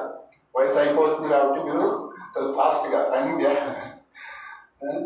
సో కాబట్టి ఇలా జపం చేయాలన్నమాట ఖచ్చితంగా. సో స్టార్ట్ చేయండి. ఎవరైతే మాలలు లేని వాళ్ళు మాలలు తీసుకోండి. 50 రూపాయల గురించి మాల, దానికి సంబంధించిన బ్యాగ్ కూడా తెచ్చాము కాబట్టి బ్యాగ్ కూడా 100 రూపాయల గురించి తీసుకోండి. ఇది సాక్షి పూసలు అంటారు, సాక్షి మాల అంటారు. ఒక రౌండ్ అయితే ఇలా తీసుకుంటాం, ఇలా ఒక 30 క్లాస్, 2వ రౌండ్ 16 రౌండ్ మేము చేస్తాము. మీరు స్టార్ట్ చేయండి. 1, 2, 4 మీ ఓపిక, 8, 16, 32 స్టార్ట్ చేయండి. 16 మినిమం చేయాలి. మీరు ఇస్కాన్లో వీసా పొందాలంటే. ఓకే, వైకుంఠం పోవాలంటే, శరీరం పట్టుకుంటే వైకుంఠం పోవాలంటే మీరు ఖచ్చితంగా శరణాగతి కావాలి. దాంతోపాటు ఈ డూస్ చేయాల్సింది నామం చేయాలి. చేయకూడదు ఏంటి? ఇస్కాన్లోకి వచ్చిన తర్వాత మనం 4 చేయకూడదు. సో అదేంటంటే అధర్మ పనులు చేయకూడదు. అధర్మం అనేది 4 రకాలుగా ఉంటుంది, లేదా ధర్మం అనేది 4 పాదాల పైన ఉంటుంది. ధర్మం యొక్క 4 పాదాలు ఏంటి తెలుసా? అహింస. గుడ్. ఒక పాదం పేరు అహింస, అంటే హింస చేయకపోవటం. ఇంకా సత్యం అనేది ఇంకొక పాదం. మనం చెప్పిన 4 పాదాలు. సత్యం, దయ, తపస్సు. సత్యం అంటే అబద్ధాలు ఆడుకోవటం, దయ అంటే మాంసం తినకపోవటం, సత్యం దయ. తపస్సు అంటే ఆల్కహాల్స్ తీసుకోకపోవటం, సత్యం దయ తపస్సు. శౌచం అంటే శుభ్రత, అక్రమ సంబంధం లేదు. కాబట్టి మాంసము, మద్యము, వ్యభిచారము, జూదము, వర్జ్యం అంటే అవి చేయకూడదు, డోంట్స్. సో 4 నియమాలు పాటిస్తూ మాంసం తినకుండా, మద్యం తాగకుండా, జూదం ఆడకుండా, అక్రమ సంబంధం లేకుండా ఉండి సో చేసి హరే కృష్ణ కృష్ణ కృష్ణ హరే హరే హరే రామ హరే రామ. సో అలా చేస్తే మీరందరూ శిష్యులు కావచ్చు. శిల ప్రభుపాదులు ఏర్పాటు చేసినటువంటి వ్యవస్థలో శిష్యులు కావచ్చు. శిష్యులు అయ్యి మీ పనులు చేసుకుంటూ ఉండొచ్చు. ఏం పనులు చేస్తున్నారు మీరంతా? వ్యవసాయ పనులు, మోసం, జాబ్ చేసి, లేదా మాలాగా ఫుల్ టైమ్గా కృష్ణుడి కోసం పనిచేసి. మీకు డౌట్ ఉండొచ్చు, మేము ఇక్కడ జాబ్ పెడితే మాకు గోవా పెడతారు డౌట్. సో మీరు విలేజ్ సెక్రటరీ అనుకోండి, ఆ ఉద్యోగాలు పెట్టి ఐఏఎస్ జాబ్ వచ్చింది అనుకోండి, ప్రైమ్ మినిస్టర్ కోసం పనిచేయాలి. ఆ జాబ్ చేస్తే గోవా రాదా, అన్నం రాదా, వస్తుందా? సో కాబట్టి ఈ యొక్క బ్రహ్మాండాన్ని, భూమండలాన్ని, బ్రహ్మదేవుడు ఇట్లాంటి వీళ్ళంతా 14 లోకాన్ని కంట్రోల్ చేసేందుకు ఒక ఆయన ఉన్నాడు. సో ఆయన సేవ చేయకుండా లేకపోతే భూమి సేవ చేయకుండా కరెక్ట్ గా ఈ 14 లోకాలు కదా ఇట్లాంటి అనంతకోటి బ్రహ్మాండాన్ని పాలించేటువంటి వెంకటేశ్వర స్వామికి సేవ చేశారు అనుకోండి, ఆ నారాయణకి సేవ చేసింది అనుకోండి, ఆ కృష్ణుడికి సేవ చేసింది కూడా కదా దొరుకుతా? విశ్వాసం ఉందా మేము? మేము ఎప్పుడో 2005లో వదిలిపెట్టేసాం అట్లాంటి ఉద్యోగాలన్నీ. ఇక మాకు దొరుకుతాయండి. మీరందరూ తినని మీరే పెడతారు కదా, దొరుకుతుంది. ఎందుకంటే ఇంకా ఉన్నతంగా దొరుకుతుంది. సో ఉన్నతమైనటువంటి జాబ్ చేస్తే అంటే మీరు కూడా వైష్ణవులు అయ్యి కృష్ణుని శరణాగతి మీరు ఇంకా భక్తిని ప్రచారం చేయాలి. వెనకబడి ఉన్నాం మనం, అర్థమైందా? ఈ జ్ఞానాన్ని తీసుకొని మీరు ఈ జ్ఞానాన్ని పంచాలి, పంచగలిగిన వారు. పంచలేకుంటే మన పిల్లలకి మనమే పంచుకోవట్లే. అసలు మనమే తినలేదు లడ్డు, తిరుపతి లడ్డు మనమే తినలేదు. ఇతరులకి మనము తిరుపతి లడ్డు తిని మనం ఒక్కడే తినాం కదా, పెట్టాలని ఉంటుంది మన ఫ్యామిలీ మెంబర్స్. కాబట్టి మనం తిరుపతి లడ్డు తిని అంటే తర్వాత ఆ టేస్ట్ అందరికీ కూడా అందించాలి. సో రామనామం ఎంతో రుచిగా అంటున్నారు. ఈ నామం తీసుకున్నట్లయితే, ఈ భక్తి తీసుకున్నట్లయితే సో ఎంతో ఆనందంగా ఉంటుంది. సచ్చిదానంద రూపం అనేటువంటి భగవంతుని సేవిస్తూ ఉంటే మనకు ఎంతో ఆనందం వస్తుంది, దుఃఖం ఉండదు. సో అలాంటి ఆనందాన్ని 10 మందికి ఇంకా పంచాలి కదా. సో మీ ఊరికి మరి మీరు పంచడానికి ముందుకు రావాలి కదా, ప్రయత్నిస్తారా? సో మీరు గ్రాడ్యుయేట్స్ అయినాక తర్వాత మీరు కూడా ఇట్లాంటి గ్రాడ్యుయేషన్ తయారు చేయాలి. మీరు టైం అవుతుంది, రెడీగా ఉన్నారు. సో కాబట్టి ఇలా నియమాలను పాటిస్తూ ఈ కష్టం ఉందా? ఏమన్నా ఇందులో కష్టం ఉందా లేదా? నేను బాగానే కష్టమే కష్టం తిరగ పెట్టుకోవాలంటే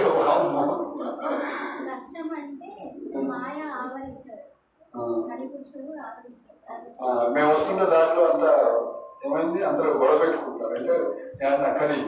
సో అందుకే కలికి వెలుగుడు ఏంటో తెలుసా? కలే దోషేమిదే రాజాన్ అస్థి ఏకో మహాగుణం కీర్తనాదేవ కృష్ణస్య ముక్త సుఖం. ఈ కలియుగంలో అంత దోషంతో కూడుకొని ఉంటుంది. ఎక్కడ చూసిన కోడలు కష్టాలు కలహించుకుంటూ ఉంటారు. కలే దోష ప్రతి వ్యవస్థ, ప్రతి ఇన్స్టిట్యూషన్, ప్రతి ప్లేసు, ప్రతి కూడా కలిపురుషుడితో ఆవరించబడి దోషంతో కలిగి ఉంటుంది. అంటే చీకటి ఆవరించి ఉంది అన్నమాట. మాయ అంటారు దాన్ని. కరెక్ట్ వర్డ్స్ వాడు. చీకటి ఏం చేయాలి? చీకటి ఆవరిస్తే ఏం చేయాలి? దీపం పెట్టాలి. మనం ఏం చేయాలి? సూర్యుడు పిలవాలి. సూర్యుడు వస్తే అంతా చీకటి పోతుంది. కలే దోషే నిదే రాజా. కానీ ఈ కలియుగం అంతా కూడా దోషంతో కొట్టుకుంది. కానీ ఒక మంచి గుణం ఉంది కలియుగం. ఏంటది? కీర్తనాదేవ కృష్ణస్య ముక్త సంఘం పరముడు. కృష్ణ అంటే చాలు, ఇమీడియట్ గా. సూర్య అంటే చాలు, నువ్వు వెలుగులు పెట్టాల్సిన అవసరం ఏ దీపం ఆ దీపం పనికింటదు, అవసరమే లేదు. సో కాబట్టి మనం ఏం చేయాలి? కృష్ణుడు ముందుకు వెళ్ళాలి, కృష్ణుని ఆశ్రయించాలి, కృష్ణుని పట్టుకోవాలి. కృష్ణ భక్తి ఈ రెండు నామం అంటే ఏంటి? భగవంతుడి యొక్క పాదాలు. సో మీ నృసింహ పాదం ఉండాలి, తులసి ఉండాలి భక్తి. సో కాబట్టి శరణాగతి అంటే ఇది నామం పెట్టుకోవటం, కృష్ణ నామం చేయటం, కృష్ణ కథ వినటం, కృష్ణ సేవ చేయటం, ఇంతే. సో నిన్ను మాయ ఎందుకు ఆవరిస్తుంది?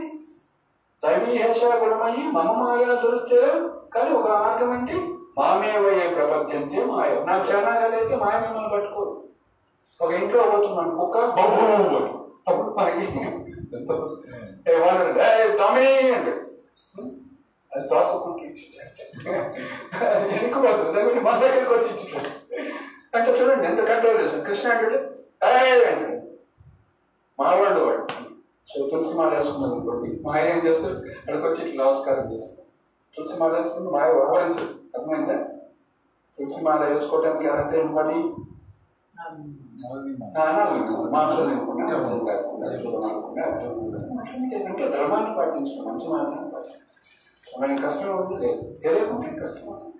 సో కాబట్టి మీరందరూ నెక్స్ట్ సండే మొత్తం నెక్స్ట్ సాటర్డే తులసి మాలను తెస్తాము, తిలకం తెస్తాం, మరి కంటి మాలని ఎంత చేసుకుంటారో చూస్తాం. మరి ఏమంటారు? మీ యొక్క శరణాగతి ప్రభుపాదని అడిగారు. ప్రభుపాద మరి భగవంతుడు శరణాగతి కావాలంటే ఎంత టైం పడుతుంది అన్నాడు. సో శరణాగతి కావడానికి 100 జన్మలు పట్టవచ్చు, 1 జన్మ పట్టవచ్చు, 100 రోజులు పట్టవచ్చు, 1 క్షణం కూడా. సో ఈ రోజు నుంచి నేను కృష్ణుడికి శరణాగతి అవుతున్నానని మీరు సంకల్పం తీసుకున్నట్లయితే కథ అంతే. ఇంకా నీకు ఎప్పుడు నేను కట్టేసేవాడు లేదు. కృష్ణుని పట్టుకున్నట్లయితే, కృష్ణుడు నిన్ను పట్టుకున్నట్లయితే ఇంకా నేను ఎవరు పట్టుకోలేడు. ఏ మాయ పట్టుకోలేదు, ఏ దైవం భూతం కూడా పట్టుకోలేదు. కృష్ణుడు పట్టుకుంటే ఆల్రెడీ పట్టుకొని ఉండదు, కానీ మనం తెలుసుకోవట్లేదు. పరమాత్మ రూపంలో ఈశ్వర సర్వభూతానం ఉద్దేశాలు. చూడండి, ప్రహ్లాదుని ఎవరు ఆవరించున్నారు? స్వామి స్వయంగా ఆయన భాగవతాన్ని చదివాడు కాబట్టి సో ఆయనకి ఆ ప్రేమాంజన వచ్చింది కాబట్టి సో కాబట్టి మనం ప్రహ్లాదులాగా భాగవతం భగవద్గీత పట్టుకున్నట్లయితే మనం ఈజీ అనమాట. ఓకే, సో ఒక 5 నిమిషాలు మనం క్లోజ్ చేస్తున్నాము వెయిట్ అవుతుంది కాబట్టి. సో కాబట్టి మనం ఏం చేయాలి? ఆ దృఢ సంకల్పాన్ని కలుగుతున్నాం. ఎలా వస్తుంది ఆ దృఢ సంకల్పం?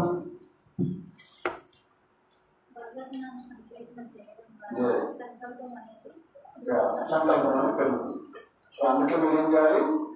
సాధు సంఘ సర్వశాస్త్ర పోయే లవమాత్ర సాధు సంఘ సర్వసిద్ధి. సాధుల యొక్క సంగత్యంలోకి రావాలి అంటే ఈ సత్సంగంలోకి వస్తే మీకు ఆ సంకల్పం సరే నేను కూడా తులసి చేసుకోవాలి, నేను కూడా తిలకం పెట్టుకోవాలి, నేను కూడా హరే కృష్ణ పొందాలి, నేను కూడా వైకుంఠ వీసా పొందాలి, మీకు డిజైర్ వస్తుంది.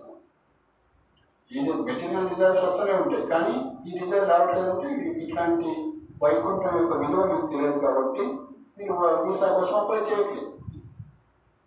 అభయం ఉంటుంది, అమృతం ఉంటుంది, అమృతమయమైనటువంటిది, అభయమైనటువంటిది, అదేవిధంగా క్షేమమైనటువంటి లోకం గురించి మీకు తెలియదు కాబట్టి మీరు అప్లై చేయాలి. కానీ గొప్పవాడంతా ప్రహ్లాదుడు, భీష్ముడు, జనక మహారాజు, బలి మహారాజు, సుఖదేవ గోస్వామి, యమధర్మరాజు, 12 మహాజనులు ఉన్నారు. బ్రహ్మ, నారద, శివ, కుమార, కపిల, మను, ప్రహ్లాదు, జనకు, భీష్మ, బలి, వయాసుకి, భయం, వీళ్ళందరూ 12 మహాజనులు ఉంటారు. వీళ్ళందరూ కూడా భగవంతుడి మీద పనిచేస్తూ ఉన్నారు. కాబట్టి వాళ్ళ యొక్క మార్గంలో మనం కూడా పయనించాలి. మరి మీకు కంటి మార్లు ఇంకా సందేహం అనేది ఉండేది.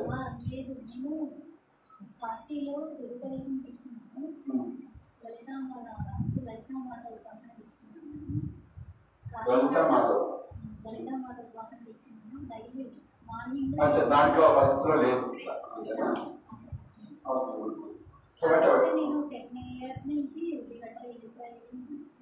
టీ కాఫీ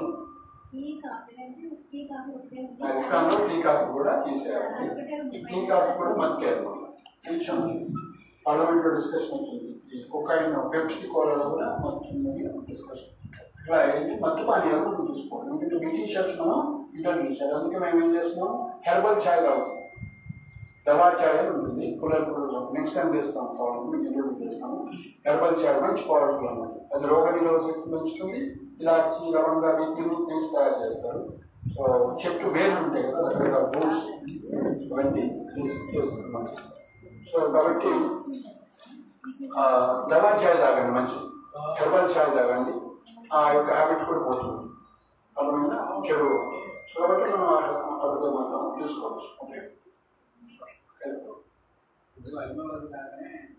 కొంతమందికి డిపెండ్ కదండి, వాళ్ళందరికీ మీ బాధ ఈ పుస్తకం సరిపోతారు.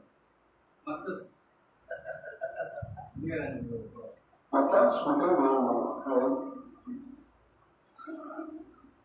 శ్లోకం కదండి. చెప్పండి, శ్లోకమే అవసరం అంటే మీరు చెప్పాల్సింది. నేను మొత్తం ఈ ప్రపంచం మొత్తం దేవతలందరూ కూడా సూత్రముగా మై సర్వమిదం కొత్త పరతరం నాన్నే కించిత్ ధనంజయ మై సర్వమిదం సూత్రం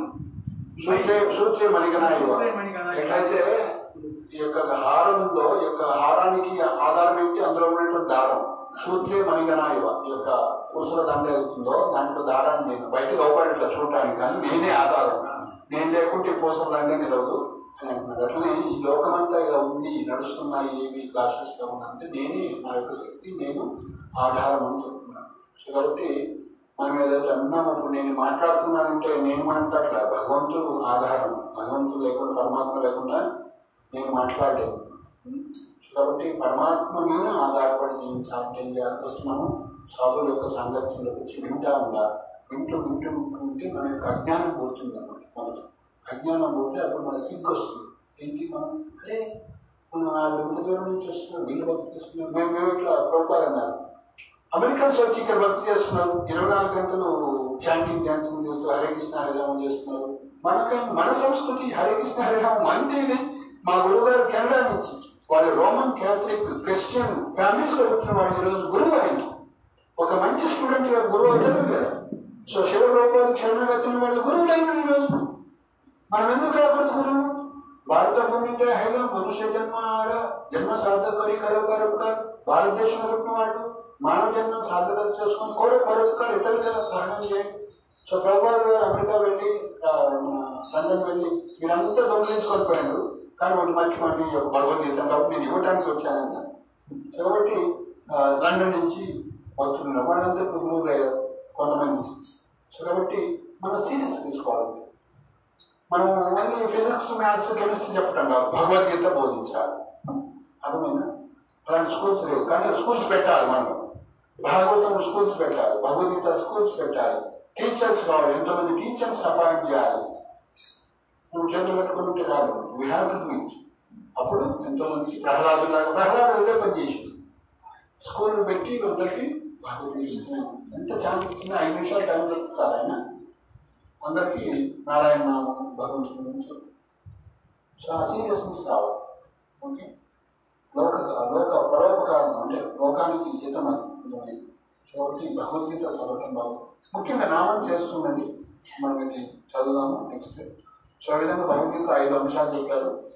సో అందులో అన్ని మనం చర్చించాము. కర్మ ఒకటి, కర్మ కూడా పోవటానికి సర్వధర్మాను పరిచయం మామేకం శనువులే అహంసం సర్వపాపని మోక్షిష్యాన్ని మనకి అంతా కూడా నేను తీసుకుంటాను. సో మనం దాని గురించి వరి పాపము పుణ్యం అంటే వైష్ణవుడికి పాపము పుణ్యం అంటే ఏమన్నమాట శరణాగతి అయితే ప్లస్ అదే లెవెల్లో కర్మ అంటే పనిచేస్తుండాలి అదే లెవెల్. సో కాబట్టి అలా ఎవరైతే పవిత్రం చేసుకుంటారో మానవ జీవితంలో వాళ్ళు భగవద్ధామానికి వెళ్తారు. వాళ్ళేమో మనం భగవద్ధామం కావాలని అదేవిధంగా భగవంతుడి యొక్క కృపని అర్థిస్తూ సో ఈరోజు భగవద్గీత యొక్క ప్రవచనాన్ని స్టార్ట్ చేశాము. సో ఫస్ట్ శ్లోకం ఒకటి చదువు, మరి స్టార్ట్ చేయకుండా ఉండదు కదా, సరేనా? ఒక శ్లోకం చెప్పేసి ధృతరాష్ట్ర ఉవాచ ధర్మక్షేత్రే కురుక్షేత్రే సమవేతాయుజోత్సవః మామక పాండవాశ్చైవ కిమకుర్వత సంజయ. ధృతరాష్ట్ర ఉవాచ ధర్మక్షేత్రే కురుక్షేత్రే సమవేతాయుజోత్సవః మామక పాండవాశ్చైవ కిమకుర్వత సంజయ. ధృతరాష్ట్ర ఉవాచ ధర్మక్షేత్రే కురుక్షేత్రే సమవేతాయుజోత్సవః మామక పాండవాశ్చైవ కిమకుర్వత సంజయ. ధృతరాష్ట్రుడు పలికెను, ఓ సంజయ, కురుక్షేత్రంలోని ధర్మక్షేత్రంలో నా తనయులు పాండుతనయులు యుద్ధము చేయబోరు వారై సమకూడిన తర్వాత ఏమి చేశారు? రెండో శ్లోకం కూడా చదువుతాను, తర్వాత ఎక్స్ప్లెనేషన్ నెక్స్ట్ దాంట్లో చదువుతాను. సంజయ ఉవాచ దృష్ట్వా తు పాండవానీకం వ్యూఢం దుర్యోధనస్తదా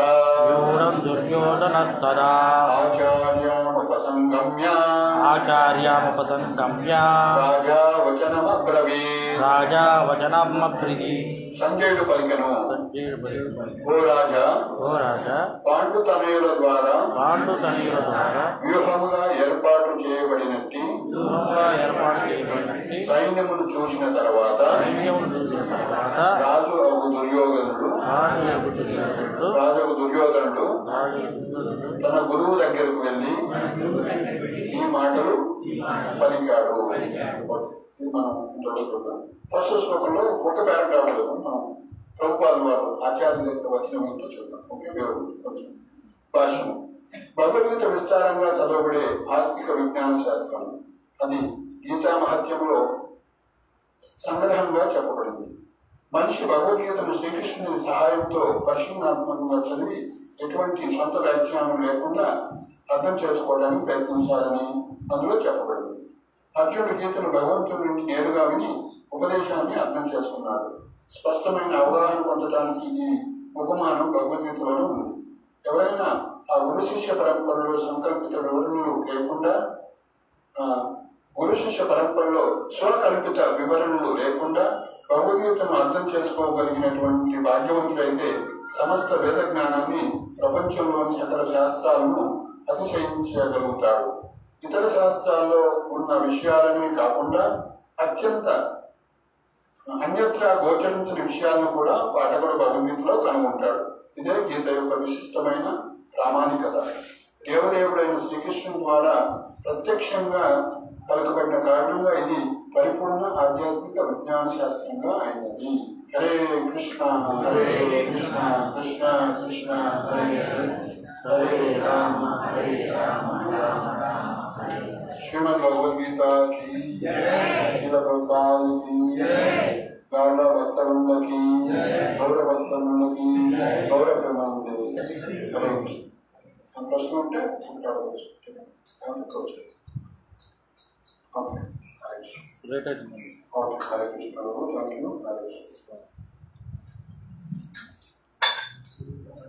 మనకి 2వ తారీఖు జగన్నాథ రథయాత్ర ఇస్కాన్ సంబంధం. సో గార్లో ఎప్పుడు పెట్టుకుంటారో ఆలోచించుకోండి. నెక్స్ట్ వీక్ లో హరే కృష్ణ హరే హరే కృష్ణ.